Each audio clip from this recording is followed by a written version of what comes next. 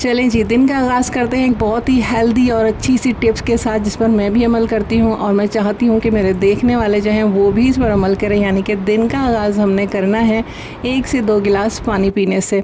Simple सादा पानी है, इसमें मैंने कुछ भी ऐड नहीं किया हुआ है। अगर कोई चाहे तो इसमें लेमन वगैरह ऐड कर सकता है नीम गर्म करके। मैंने सिंपल पानी लिया है क्योंकि मैं नीम गर्म पानी नहीं ले सकती, मेरे मैदे में दर्द हो जाता है, कुछ इश्यूज़ रहे थे मुझे। लेकिन जब से मैंने ये सुना है ना कि सुबह का आगाज़ सबसे पहले पानी पी के किया करें, क्योंकि मैदा जो रात भर की पॉल्यूशन और गंदगी उसमें होती है ना, जो भी खाना वो हज़म करता है, तो जब हम सुबह में पानी पीते हैं ना तो वो खुद को वॉश करके साफ़ सुथरा कर लेता है। यानी कि नेक्स्ट फूड के लिए अपने आप को तैयार कर लेता है। जिस तरह से कि हम गंदे बर्तन को धोकर साफ़ सुथरा करके रखते हैं ना, तो इसी तरह से सुबह उठकर सबसे पहले आपने पानी पीना है, ताकि मैदा जो है हमारा वो साफ़ सुथरा हो और नेक्स्ट फूड के लिए अच्छी तरह से ख़ुद को तैयार कर ले। और इस तरह से हम काफ़ी सारी बीमारियों से भी बच सकते हैं। तो इस तरह की छोटी मोटी आसान सी टिप एंड ट्रिक्स आप लोगों को मेरे पूरे व्लॉग में मिलती रहेंगी। अगर आप भी चाहते हैं ना कि आपका दिन गुजरे बहुत आसान, पुरसुकून और हल्का फुल्का सा, और लास्ट तक आपका माइंड जो है वो फ्रेश रहे, तो आप लोगों को रहना है मेरे साथ, यानी कि मेरा पूरा व्लॉग देखना है। तो आप लोग भी सीख जाएंगे कि किस तरह से हल्के फुल्के अंदाज में जो है दिन गुजारा जा सकता है। कोई बड़ी बड़ी बातें नहीं, कोई बड़े बड़े दावे नहीं। तो करते हैं दिन का आगाज़। बिस्मिल्लाहिर्रहमानिर्रहीम। अस्सलाम वालेकुम। कैसे हैं आप सब? दुआ है कि आप सब शादबाद रहें। तो हर ख़वातीन की तरह, हर औरत की तरह मेरे दिन का आगाज़ भी होता है किचन से और एंड भी होता है किचन में ही। तो जब मैं किचन में आती हूँ ना, रात भर जो पानी की बॉटल्स होती हैं ना, जो खाली हुई होती हैं, सबसे पहले मैं उन्हें वॉश करके साइड में कर देती हूँ।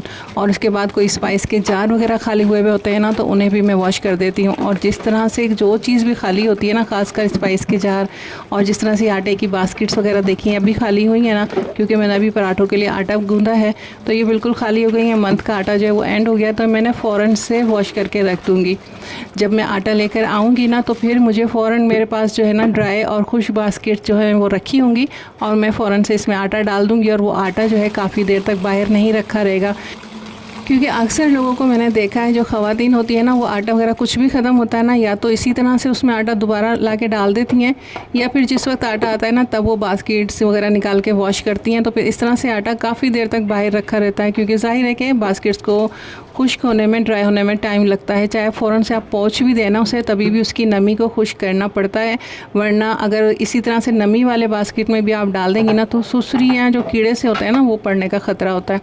तो बेहतर यही है कि जिस तरह से आपके स्पाइस के जार या आटे के बास्केट जिससे भी खाली होना, उनको उसी वक्त वॉश करके रख दें, ताकि जब आप स्पाइस वगैरह लेकर आएँ तो आपके पास ड्राई और साफ़ सुथरे जार्स और बास्केट्स हों, और आप फ़ौरन से उसमें जो है अपना सामान डाल दें। तो दिन का आगाज़ जो है मैंने अपने इस छोटे मोटे काम से कर लिया। और इसके आप यकीन करें कि जब मैं ये छोटे मोटे काम करती हूँ ना, तो फिर मैं सारा दिन के लिए एक्टिव हो जाती हूँ। यानी कि माइंड को जो है ना इशारा मिल जाता है कि उसने किस तरह से अब अपने आप को लेकर चलना है।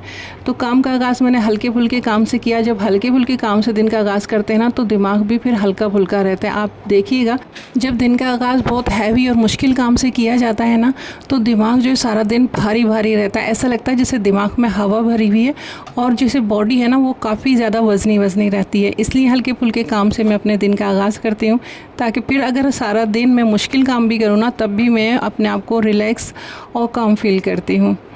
तो भाई यहाँ नाश्ते का टाइम हो गया है। पेड़े बना के मैं पहले से रख देती हूँ, ताकि जिस वक्त मैं पराठे बनाऊँ ना, तो उसकी रोटी बेलने में ना मुझे बिल्कुल परेशानी ना हो। तो मैं पेड़े मैंने पहले से बना के रख दिए हैं, यानी कि जो उसके अंदर घी वगैरह लगाते हैं ना, उसको तैयार करके रख देते हैं। और जब मैं पराठे बनाती हूँ ना, तो वो बहुत आसानी से बेलते जाते हैं और जल्दी जल्दी मेरा काम हो जाता है। अपने पूरे दिन में ना जो मेरा फेवरेट पार्ट होता है ना पूरे दिन का, वो होता है नाश्ता। आप लोगों को तो अभी नहीं मालूम, लेकिन जो मेरा प्रीवियस चैनल था ईशा रज़िया, उस पर सबको मालूम है कि नाश्ता जो है मुझे कितना ज़्यादा पसंद है। अक्सर लोगों को नाश्ता नहीं पसंद होता, लेकिन मुझे नाश्ता करना बहुत ज़्यादा अच्छा लगता है। अच्छा, पहले मुझे नाश्ता नहीं अच्छा लगता था, दोपहर का खाना बहुत अच्छा लगता था, लेकिन अब मुझे नाश्ता करना ज़्यादा पसंद है। खैर, नाश्ता वगैरह हमारा हो गया था, और आप सबको जुम्मा मुबारक, क्योंकि ये जुमे का दिन है। नमाज हो गई है, सूरह कहफ भी पढ़ ली है, और उसके बाद मैं पढ़ रही हूँ दुरूद पाक की तस्बीह, और साथ साथ देख रही हूँ टीवी पर न्यूज़ चल रही है, जिसमें पता चल रहा है कि बिल्स जो हैं उन्हें मज़ीद बढ़ा दिया गया है, यानी कि बिजली के बिल्स और जो 200 के बाद ज़्यादा यूनिट बढ़ते थे ना, जिसका कोई लॉजिक नहीं था, अब वो कह रहे हैं कि वो 100 इस्तेमाल करें या 200 इस्तेमाल करें, वो ज़्यादा ही आएंगे।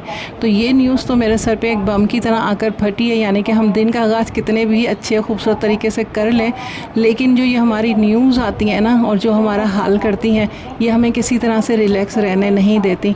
खैर, गवर्नमेंट से हमारी एक हम्बल सी रिक्वेस्ट है कि जो सैलरी वाले लोग हैं उनकी तनख्वाहें जो है ना, वो भी इसी तरह तूफ़ान आंधी तूफ़ान की तरह बढ़ा दिया करें, ताकि वो आने वाले उनके महंगे महंगे जो बिल्स हैं उनका मुकाबला कर सकें। बस अल्लाह खैर करे हम पर और हमारे हालात पर।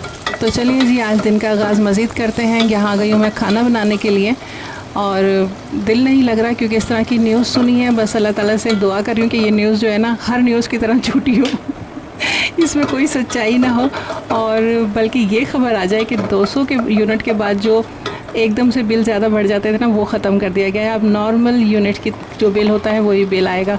अल्लाह ताला से यही दुआ की है मैंने तो। अच्छा, साथ के साथ ये मज़ेदार से टिंडे चिकन शोरबे वाले की रेसिपी भी देख लें। प्याज मैंने एक बड़े साइज़ की डाली थी क्योंकि चिकन मेरे पास हाफ़ केजी से थोड़ी ज़्यादा ही है। और जब प्याज थोड़ी सी सॉफ्ट हो गई ना, तो उसमें 2 टमाटर बड़े बड़े लाल वाले एकदम जो है ना वो कट करके डाल दिए और 2-3 हरी मिर्चें। जब टमाटर भी सॉफ्ट हो जाएंगे और मसाला जो है वो घी छोड़ देगा ना, तब मैं इसमें 1 से 2 टेबल स्पून कुटा हुआ लहसुन डालूँगी और उसे 1 मिनट भून के मसाले को निकाल लूँगी और ठंडा होने के लिए रख दूँगी। अच्छा, ये ऑयल जो है ना, ये बड़ा फ्लेवरफुल सा है, इसे हम इसी में इस्तेमाल करेंगे। तो अगर कम लगा ना तो मैं थोड़ा सा और डाल दूँगी। अगर आप शोरबे वाला चिकन टिंडे बनाना चाहते हैं ना और वो मज़े का नहीं बनता, तो आपने मेरी इस रेसिपी को फॉलो करके बनाना है और फिर बताना है कि वो कैसे बना है। तमाम टिप एंड ट्रिक्स को अच्छे से फॉलो करना है। अच्छा, अच्छे कच्चे टिंडों की भी मैं आपको बता देती हूँ पहचान। टिंडा लेंगे ना, उसमें इस तरह से नाखून लगाएंगे तो आराम से ही करेंगे ना, तो नाखून जो है वो इसके अंदर जो है निशान छोड़ देगा, यानी कि फ़ौरन से इसमें लग जाएगा नाखून का निशान अच्छे से गहरा सा। आपको जो है ज़्यादा ज़ोर से प्रेस करना नहीं पड़ेगा। तो ये, और उसके ऊपर जो है ना बाल बाल से होते हैं ना, वो भी नहीं होंगे, चिकना सा होगा। तो ये टिंडा जो है ना, ये अच्छा होगा, कच्चा होगा और अंदर इसके बीज भी नहीं होंगे।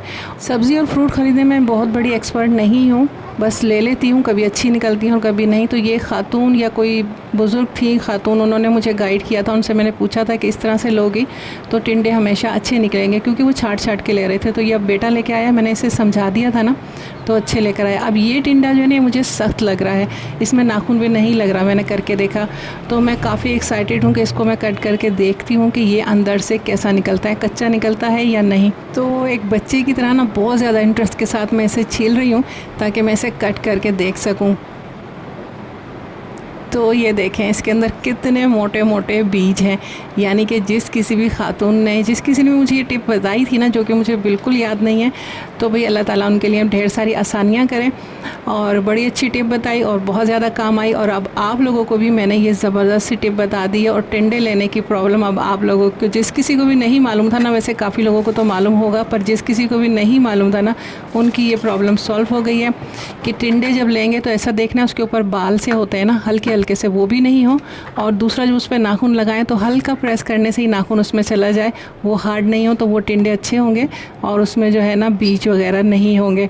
तो ये ज़बरदस्त टिप आप लोगों को भी बता दी है। तो इसी बात पे आप लोगों ने क्या करना है, अगर मेरा चैनल नहीं अभी तक आपने सब्सक्राइब करा, जल्दी से सब्सक्राइब कर लीजिए और इसी बात पे कर दीजिए लाइक, कमेंट, प्यार भरे कमेंट कीजिए और फैमिली फ्रेंड के साथ लाजमी शेयर कीजिएगा। शेयर करने से क्या होगा कि न्यू चैनल है, दोबारा से बनाया है, आपकी बहन ने दोबारा से मेहनत कर रही है, तो इसकी थोड़ी सी रीच अच्छी हो जाएगी। मसाला ठंडा हो गया था, उसे मैंने पीस लिया है। थोड़ा पानी डाल के जो है उसे अच्छा सा पीस लेंगे ताकि जो शोरबा है ना वो बिल्कुल फ़ाइन सा बने, क्योंकि ये चिकन का सालन है तो चिकन को हम बहुत ज़्यादा नहीं पका सकते, तो इसमें मसाले जो है ना वो अच्छी तरह से गलते नहीं हैं। तो अब यहाँ आ गए हैं, इसमें मैंने क्या किया है, 1 बड़ी इलायची, थोड़ी सी काली मिर्च, लौंग जो है वो डाल के, काली मिर्च से नहीं लौंग डाली, हल्का सा कड़कड़ाया और साथ में जो चिकन थी ना वो मैंने डाल दी है। अच्छा, ऑयल मुझे कम लग रहा था तो मैंने ऑयल भी थोड़ा सा और डाला है। अब यहाँ जो है ना चिकन को हम थोड़ा सा भून लेंगे, यानी कि चिकन का जो पानी है ना वो निकल जाए। इसकी वजह से जो है ना सालन में स्मेल आती है, अगर चिकन को नहीं भूनेंगे ना तो एक कच्चापन और एक स्मेल सी आती है। तो इस वजह से मैं भून रही हूँ ताकि ये स्मेल ख़त्म हो जाए। मसाला यहाँ जला नहीं है, आप पैंदा देखेंगे पतीली का तो बिल्कुल साफ़ सुथरा है। इस वजह से मैं ये चिकन के पीसेस भी आपको उठा के दिखा रही हूँ ताकि आप ये ना समझे कि जल गया है। वो स्टील की पतीली है ना, तो बस मैं किसी और काम में लग गई थी तो वो साइडों से ना थोड़ी ज़्यादा ही डार्क हो गई है और कैमरे में तो काली लग रही है, पर इतनी काली है नहीं जितनी ये लग रही है। तो बस जैसे ही चिकन फ्राई हुई ना, उसके ऊपर कलर आ गया, उसका पानी खुश्क हो गया, तो यहाँ मसाला डाल दूँगी। अच्छा, आप लोगों के पास अगर चिकन के पीसेस छोटे हैं ना, तो टिंडे भी कटिंग करके साथ ही डाल दीजिएगा इस मसाले के, वरना क्या होगा, चिकन गल जाएगी और टिंडे कच्चे रह जाएंगे। चिकन के पीसेस मेरे पास काफ़ी बड़े बड़े थे ना, इस वजह से मैंने थोड़ा सा मसाला भून के जो है फिर डाले हैं। लेकिन आप लोगों से मैं यही बोलूँगी, अगर चिकन टिंडे इस तरह से बना रहे हैं ना, तो मसाले के साथ ही टिंडे भी डाल दें, ताकि वो अच्छे से भुन भी जाएँ और गल भी साथ साथ जाएँ चिकन के। और बस मसाले डाल दिए हैं। टेबल स्पून से थोड़ा सा कम मैंने मिर्चें डाली हैं, क्योंकि शोरबा भी होगा, टिंडे भी होंगे ना, तो ज़्यादा फीका ना बन जाए। और हाफ़ टी स्पून जो है मैंने हाफ़ टेबल स्पून इसमें हल्दी डाल दी है। 1 से 1.5 टेबल स्पून मैंने पिसा हुआ धनिया डाल दिया। अच्छा, मैंने ताज़ा धनिया पीसा था, शायद मैंने आप लोगों को आगे दिखाया है, बातों बातों में बताना भूल गई हूँ, क्योंकि धनिया पाउडर मेरे पास ख़त्म हो गया था, तो साबुत धनिया रखा था ना, वही उस पीस के उसका पाउडर बना लिया था। अब सारे मसाले को जो मैं अभी भुनने के लिए रख दूँगी। साथ साथ आटा भी आ गया था, और देखें बास्केट जो है मैंने सुबह ही वॉश की थी ना, तो ये बिल्कुल खुश्क जो है मेरे पास थी, और फ़ौरन से जैसे ही आटा आया ना, वैसे ही मैंने इसमें बास्केट में भरा और रख दिया। और ये आटा जो है ना, मुझे बाहर नहीं रखना पड़ेगा, और उसे देख देख के मुझे उलझन और कोफ्त नहीं होगी, क्योंकि जब शॉपर्स में इस तरह से आटा बाहर रखा रहता है ना, मैं लूज़ में मंगाती हूँ, क्योंकि बहुत ज़्यादा आटा इस्तेमाल नहीं होता। बस ये 5 किलो आया है, ये पूरे मंथ के लिए इनफ हो जाएगा। और पराठों का 3 से 4 किलो वो अलग आता है, फ़ाइन आटा। तो बस इसे मैंने भरा है और रख दिया है। तो ये फ़ायदा होता है हाथ के हाथ बर्तन वॉश करने का। और साथ ही साथ जो है चिकन का मसाला भी भुन चुका है, और अब मसाले ने घी छोड़ दिया है, तो मैं इसमें टिंडे डालूंगी, थोड़ा सा भूनूंगी, और फिर पानी डाल के जो इसे हल्की आंच पर पकने के लिए रख दूंगी, जब तक के टिंडे भी गल जाएं और चिकन भी। आपसे मैं फिर यही बोलूँगी कि साथ ही टिंडे डाल दीजिए मसाले के, भुनाई के दौरान ही टिंडे भुन भी जाएंगे और चिकन के साथ साथ गल जाएंगे। मेरे साथ प्लस पॉइंट ये हो गया था कि मेरे पास जो है ना चिकन के पीसीस बड़े थे, तो वो जो है ना मुझे कोई मसला नहीं हुआ, चिकन घुली नहीं। जिस किसी भी सालन के लिए आप चाहते हैं ना कि शोरबा मज़ेदार बने, तो पानी एक ही बार डालना है। एक तो गर्म पानी डालना है और एक ही बार डालना है, बार बार डालने से शोरबा कभी भी अच्छा नहीं बनता। अब बस इसे मैं हल्की आंच पे रख दूंगी, दम पे ये बड़ा ज़बरदस्त सा पक जाएगा। और जब तैयार हो जाएगा ना, तो 2-3 मिनट पहले मैं इसमें पिसा गरम मसाला और हरा धनिया डाल के रख दूंगी, और ये मज़ेदार सा शोरबे वाला सालन तैयार हो जाएगा। अच्छा, एक बात के लिए माजरत, क्योंकि भूख बहुत तेज़ लगी हुई थी और खाना भी, सालन भी बहुत मज़े का बना था ना, तो सब फ़ौरन ही खाने के लिए बैठ गए थे और हम लोगों ने खाना खा लिया। अब जब मैं ये फ्रिज में रखने लगी ना, तब मुझे याद आया कि फ़ाइनल लुक तो मैंने बनाई ही नहीं थी। तो बस ये अब आप लोगों को दिखा रही हूँ। इसमें आपको फ्रेशनेस तो नज़र आएगी नहीं, क्योंकि सब खा चुके हैं, और मैंने कहीं खाना भेजना था वो भी भेज दिया है। तो ये जो बचा है वो मैं दिखा रही हूँ। तो बस आज की वीडियो यहीं तक थी। उम्मीद है मेरे साथ आप लोगों का दिन भी अच्छा गुजरा होगा। इजाज़त दीजिए, अल्लाह हाफ़िज़। ज़्यादा से ज़्यादा मेरी वीडियो को सपोर्ट